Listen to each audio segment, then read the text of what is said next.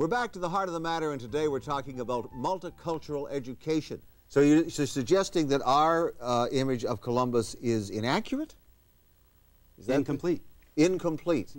Doug, yes. Doesn't it depend on where you're situated? If you are a European looking at Columbus's voyage to the New World, then from that perspective, Columbus did discover the New World. If you're a Native American, you're not the average person that you just spoke about, not the average American, but a Native American who is a citizen, and you look at the same phenomenon, your position may be very different. So I think in part what's being requested and what's being urged in this new curriculum guide is really to present several different perspectives so that we can really hear voices that have been underrepresented before. I don't know where they were underrepresented. I went to the New York City public school systems. I went to PS 92, I went to PS 208, I went to Brooklyn Tech.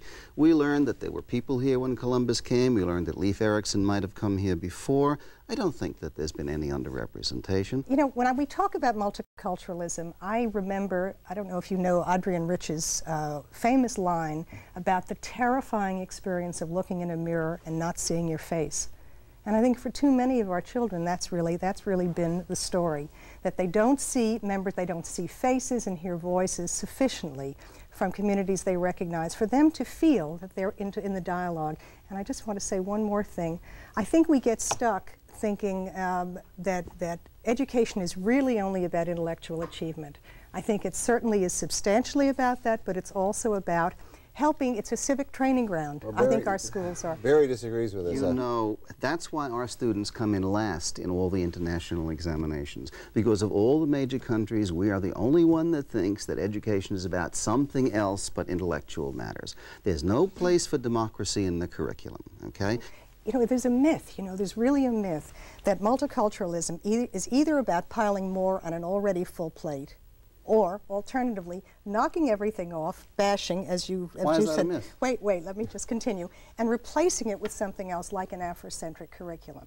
Now, I'm not arguing that either one of those, I'm saying that I think both of these, from my perspective, are missing the mark. The real issue, I think, is that teachers have to look at who their students are. Linda, do you think we've opened a Pandora's box here? I think it's a very healthy exploration, though it's contentious and difficult for all of us right now. I think that it makes explicit what has been too long implicit. And I think that the nature of the democratic dialogue is that we've got to get in there and it's got to be more inclusive.